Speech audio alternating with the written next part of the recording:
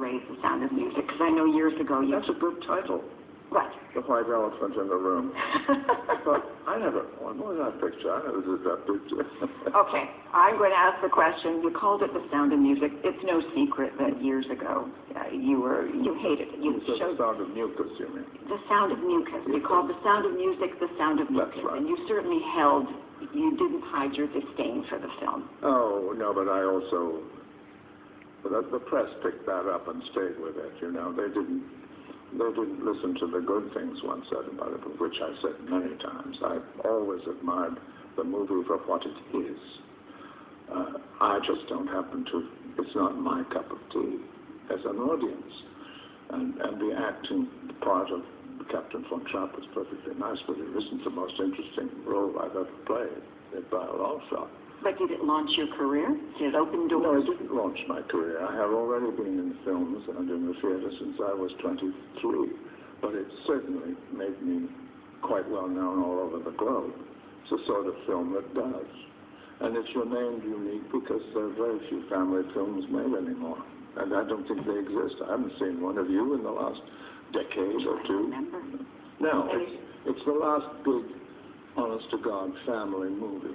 Well, and every Christmas when it's replayed, everybody runs and they turn on their TV sets and watch it. So it's got legs all these years later. Of course. And it's beautifully directed by Robert Wise. And Julie is marvelous in it. All those things are great. I just happen to not have had a huge fun playing Captain Von Trapp. Yeah. That's all that...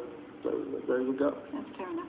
Is there a question that you keep getting asked that you hate when an interviewer puts it to you? Well, you just asked one. Thank you. I take that as a compliment. No, not really. I'm able to take it on the nose. Why? What did you have in mind? No, well, you know, it's fascinating to see how everyone is talking about the fact that you were a tough interview years ago, a tough man, arrogant about yourself. This is the negative comments that are out there. Oh, are they still? Oh, interesting. But no longer.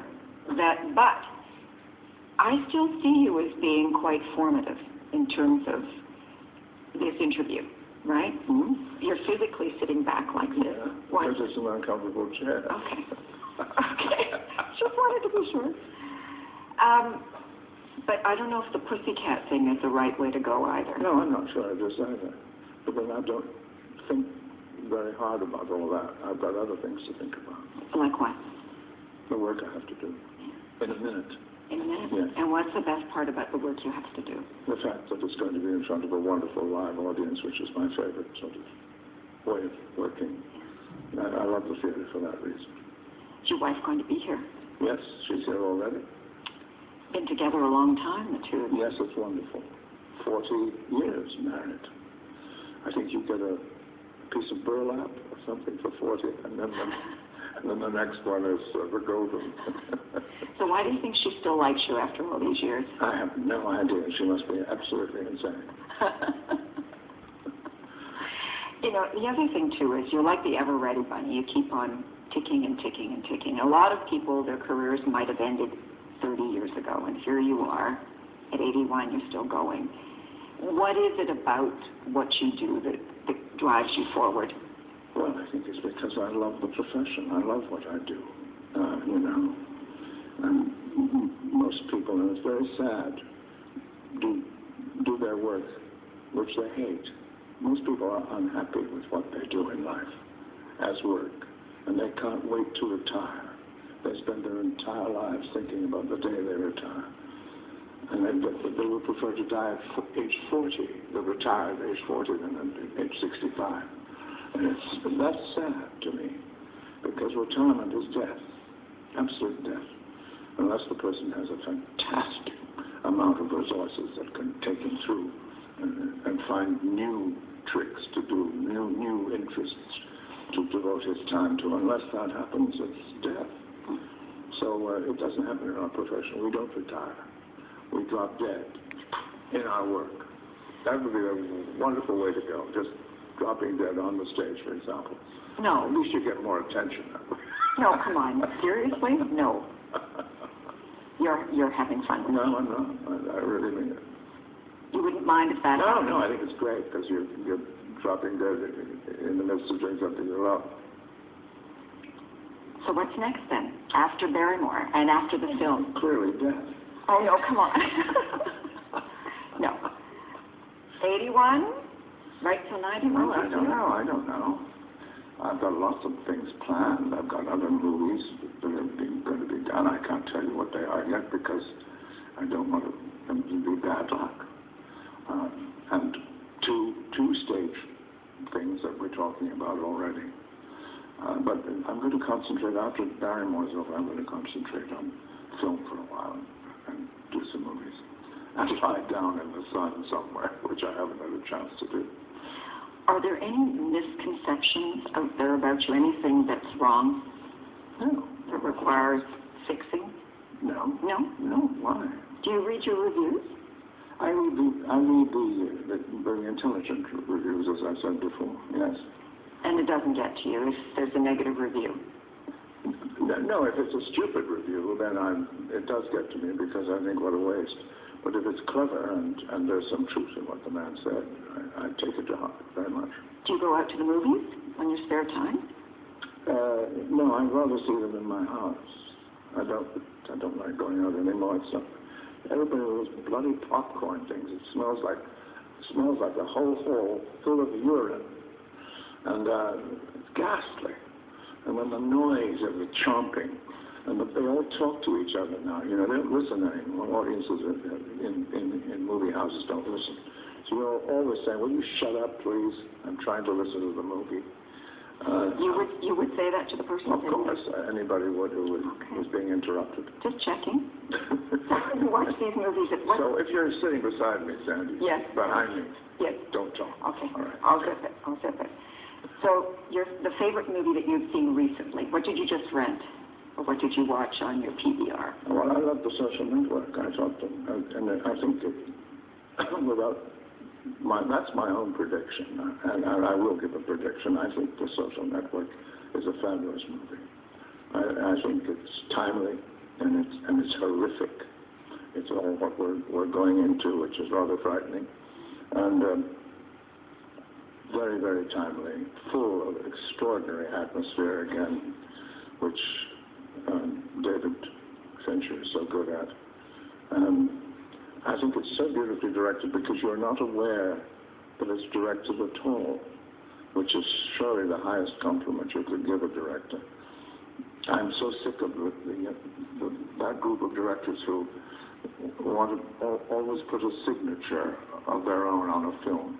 And this modern chance of flash cutting, boom, chin, boom, chum, boom, chin. So please, you're giving me a headache and I can't see the action. All that tricky stuff, I loathe. So it's lovely to see a film like The Social Network, which just lets it happen in front of the camera. That opening shot alone with the two of them talking for an endless time. The camera didn't move. He's brave enough and confident enough to shoot in that manner, and I think that's just wonderful. Okay, so I know there's an offstage voice, but essentially you carry the entire performance. And so when we were talking about this before, I jokingly said, how do you remember your lines? But there's also got to be a lot of energy that comes to staying focused, staying in shape for this. It's like running a marathon to some extent. Well, it's up there with all the great roles. And I just played Prospero at Stratford last summer, which is another huge, enormous vocal and physical part, which takes all your strength and all your technique to build it and to keep driving it in front of the audience so that they don't flag. And the same with the Barrymore, since that I'm all there by myself. But in a way, sometimes that's easier when you're by yourself. If somebody dares to have a cell phone in the audience and lets it go off, I can say, without interrupting any other actors who I might be playing with, I can say, I'll take it from the stage, and that gets a hand, and then that shames the person, and it puts back the phone in, and we never hear that again. So I can handle things like little things that happen because I'm addressing the audience most of the play. I'm telling them the story. In terms of psyching yourself up for the performance, is there a routine you go through? No, I would never discuss that with anyone. We have to have a little mystery in our business. Okay. Mystery is a thing of the past. Okay. And I want to hold on to as much as I can. So there is something else. In this media-related world. I know, because once you tell us, it'll be out there. Everyone will know about it. But why would, I'm not keep that to myself. Okay. But in terms of the physical stamina it takes to get through the performance and then afterwards, do you work out? Do you walk? Well, I've had a lifetime of playing great roles.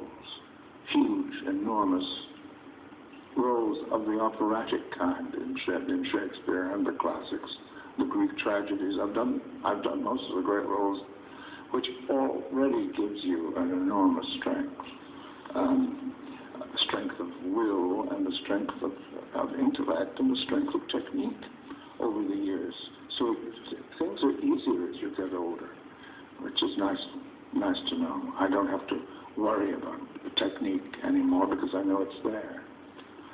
I play tennis and I work out, yes, a little bit, sure. Walk a lot if I can, not in Toronto streets at the moment, but when the weather's nice. Yeah.